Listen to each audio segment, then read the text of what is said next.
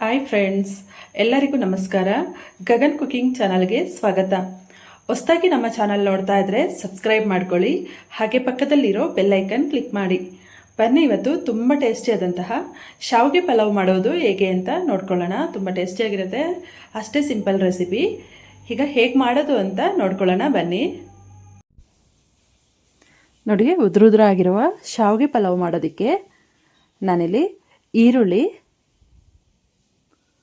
ಒಂದು ಎರಡು ಈರುಳ್ಳಿ, ಚಕ್ಕೆ ಒಂದು 2, ಲವಂಗ ಒಂದು 4, ಸೋಂಕಾಳು 1 ಸ್ಪೂನಷ್ಟು,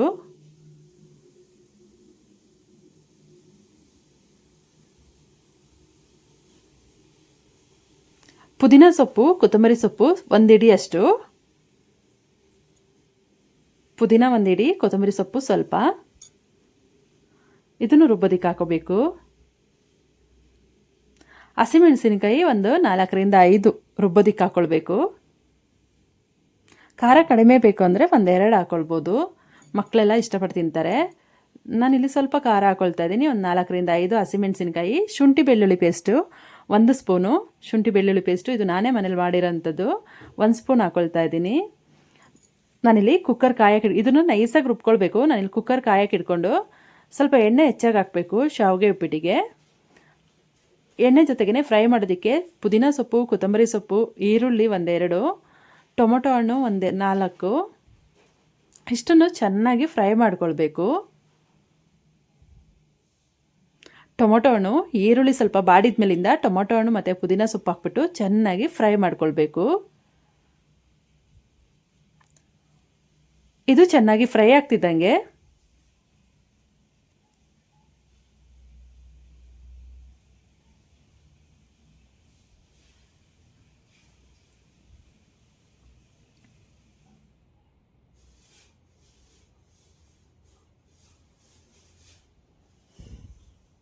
ಇದೀಗ ಚೆನ್ನಾಗಿ ಫ್ರೈ ಆಗಬೇಕು.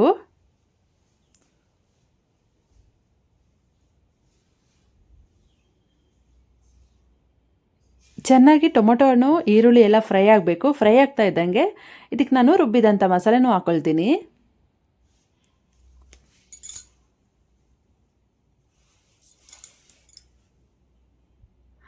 ಇದಕ್ಕೆ ನಾನಿಲ್ಲಿ ಕ್ಯಾರೆಟು ಮತ್ತು ಬೀನ್ಸು ಸಣ್ಣಕ್ಕೆ ಹೆಚ್ಕೊಂಡಿದ್ದೀನಿ. ಕ್ಯಾರೆಟು ಮತ್ತು ಬೀನ್ಸನ್ನ ಸಣ್ಣಕ್ಕೆ, ತುಂಬ ಸಣ್ಣಕ್ಕೆ ಹೆಚ್ಕೊಂಡು ಇದನ್ನು ಫ್ರೈ ಮಾಡೋದಕ್ಕೆ ಹಾಕ್ಕೊಳ್ತಾ ಇದ್ದೀನಿ. ಶಾವಿಗೆನಲ್ಲಿ ನಾನು ವೆಜಿಟೇಬಲ್ ಪಲಾವ್ ಮಾಡೋದ್ರಿಂದ ತರಕಾರಿನೆಲ್ಲ ಸಣ್ಣಕ್ಕೆ ಕಟ್ ಮಾಡಿಬಿಟ್ಟು ಹಾಕ್ಕೊಳ್ತಾ ಇದ್ದೀನಿ. ತರಕಾರಿನೂ ಹಾಗೆ ಚೆನ್ನಾಗಿ ಫ್ರೈ ಆಗಬೇಕು. ಸ್ವಲ್ಪ ಎಣ್ಣೆನೂ ಹೆಚ್ಚಾಗಿ ಹಾಕಬೇಕು, ಆಗಲೇ ಟೇಸ್ಟ್ ಬರೋದು. ಇದಕ್ಕೆ ನಾನಿಲ್ಲಿ ರುಚಿಗೆ ತಕ್ಕಷ್ಟು ಉಪ್ಪನ್ನು ಹಾಕ್ಕೊಳ್ತಾ ಇದ್ದೀನಿ.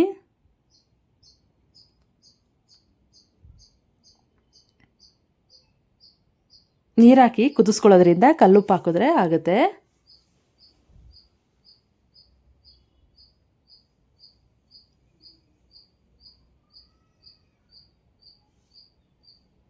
ಇದು ಚೆನ್ನಾಗಿ ಫ್ರೈ ಆಗಲಿ, ಚೆನ್ನಾಗಿ ತರಕಾರಿ ಎಲ್ಲ ಉಪ್ಪಿಡಿಯುತ್ತೆ, ಹಾಗೆ ಚೆನ್ನಾಗಿ ಫ್ರೈ ಆಗುತ್ತೆ. ಫ್ರೈ ಆಗ್ತಿದ್ದಂಗೆ ನಾನಿಲ್ಲಿ ರುಬ್ಬಿದಂಥ ಮಸಾಲೆನೂ ಹಾಕ್ಕೊಳ್ತಾ ಇದ್ದೀನಿ.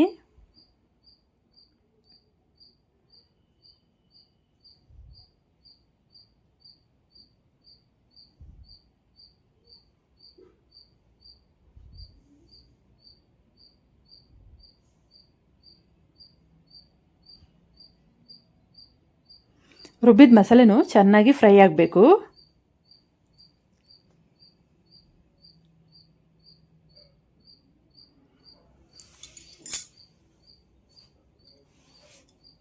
ನಾನಿಲ್ಲಿ ಅನಿಲ್ ಶಾವಿಗೆ ಅರ್ಧ kg ತಗೊಳ್ತಾ ಇದ್ದೀನಿ. ಅರ್ಧ kg ಶಾವಿಗೆನ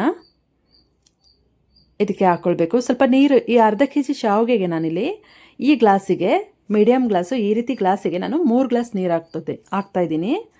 ಅರ್ಧ kg ಶಾವಿಗೆಗೆ ಈ ಗ್ಲಾಸ್ನಲ್ಲಿ 3 ಗ್ಲಾಸ್ ನೀರು ಹಾಕ್ಕೊಳ್ಬೇಕು. 3 ಗ್ಲಾಸ್ ನೀರು ಹಾಕಿದ ಮೇಲಿಂದ ಚೆನ್ನಾಗಿ ಕುದಿಯಕ್ಕೆ ಬಿಡಬೇಕು.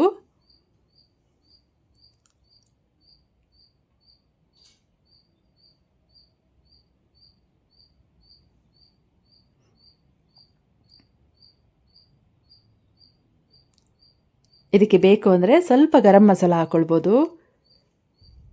ನಾನಿಲ್ಲಿ ಸ್ವಲ್ಪ ಒಂದು 1/4 ಟೀ ಸ್ಪೂನಷ್ಟು ಗರಂ ಮಸಾಲ ಹಾಕ್ಕೊಳ್ತಾ ಇದ್ದೀನಿ.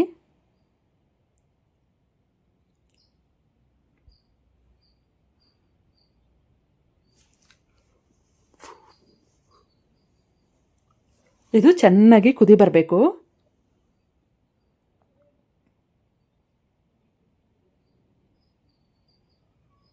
ನೋಡಿ, ಈಗ ಚೆನ್ನಾಗಿ ಕುದೀತಾ ಇದೆ.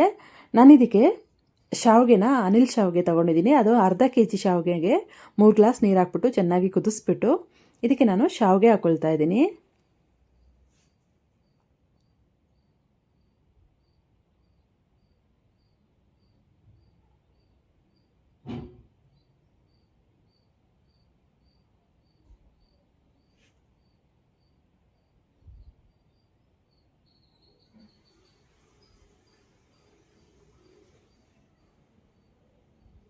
ಶಾವಿಗೆನ ಹಾಕ್ಬಿಟ್ಟು ಚೆನ್ನಾಗಿ 1-2 ಸತ ತಿರುಗಿಸ್ಬೇಕು. ಚೆನ್ನಾಗಿ ಮಿಕ್ಸ್ ಮಾಡೋ ಹಾಗೆ ತಿರುಗಿಸ್ಬೇಕು. ನೋಡಿ, ಈ ರೀತಿ ಚೆನ್ನಾಗಿ ಮಿಕ್ಸ್ ಮಾಡಬೇಕು. ನೀರು ಕುದಿತಿರೋ ನೀರಿಗೆ ಚೆನ್ನಾಗಿ ಮಿಕ್ಸ್ ಮಾಡಿದ್ರೆ ರುಚಿಯಾಗಿರುವ ಶಾವಿಗೆ ಉಪ್ಪಿಟ್ಟು ರೆಡಿ ಆಗುತ್ತೆ. ನೋಡಿ, ಎಷ್ಟು ಉದ್ರಾಗಿ ಬರುತ್ತೆ, ತುಂಬ ಬಿಡಿ ಬಿಡಿಯಾಗಿ ಬರುತ್ತೆ. ನೀವು ಇದೇ ಮೆಜರ್ಮೆಂಟ್ನಲ್ಲಿ ನೀರು ಹಾಕಿದರೆ ತುಂಬ ಉಡಿಯಾಗಿ ಬರುತ್ತೆ. ತಿನ್ನೋದಕ್ಕೂ ಅಷ್ಟೇ ಟೇಸ್ಟ್ ಇರುತ್ತೆ. ಈ ರೀತಿ ತರಕಾರಿ ಎಲ್ಲ ಹಾಕ್ಬಿಟ್ಟು ಪಲಾವ್ ಮಾಡೋದ್ರಿಂದ, ಶಾವಿಗೆ ಪಲಾವ್ ಮಾಡೋದ್ರಿಂದ ಮಕ್ಕಳು ಇಷ್ಟಪಟ್ಟು ತಿಂತಾರೆ. ತರಕಾರಿ ಎಲ್ಲ ಹಾಗೆ ತಿನ್ನಲ್ಲ. ಹಾಗಾಗಿ ವಿಟಮಿನ್ಸ್ ಎಲ್ಲ ಮಕ್ಕಳಿಗೆ ತುಂಬ ಹೆಚ್ಚಾಗಿ ಸಿಗುತ್ತೆ ಈ ರೀತಿ ಮಾಡಿಕೊಡೋದ್ರಿಂದ. ಈಗ ಸೂಪರ್ ಟೇಸ್ಟಿಯಾದ ಶಾವಿಗೆ ಪಲಾವು ರೆಡಿಯಾಗಿದೆ. ಇದು ಲಂಚ್ ಬಾಕ್ಸಿಗೆ, ಬ್ರೇಕ್ಫಾಸ್ಟ್ಗೆಲ್ಲ ಸೂಪರ್ ಕಾಂಬಿನೇಷನ್. ಫ್ರೆಂಡ್ಸ್, ಈ ರೆಸಿಪಿ ನಿಮಗೆ ಇಷ್ಟ ಆಯ್ತಂದರೆ ಪ್ಲೀಸ್ ಕಮೆಂಟ್ ಮಾಡಿ, ಲೈಕ್ ಕೊಟ್ಟು ಶೇರ್ ಮಾಡಿ. ಹಾಗೆ ಗಗನ್ ಕುಕಿಂಗ್ ಚಾನಲ್ಗೆ ಸಬ್ಸ್ಕ್ರೈಬ್ ಆಗಿ. ಈ ವಿಡಿಯೋ ನೋಡಿದ್ದಕ್ಕೆ ಎಲ್ಲರಿಗೂ ಧನ್ಯವಾದಗಳು.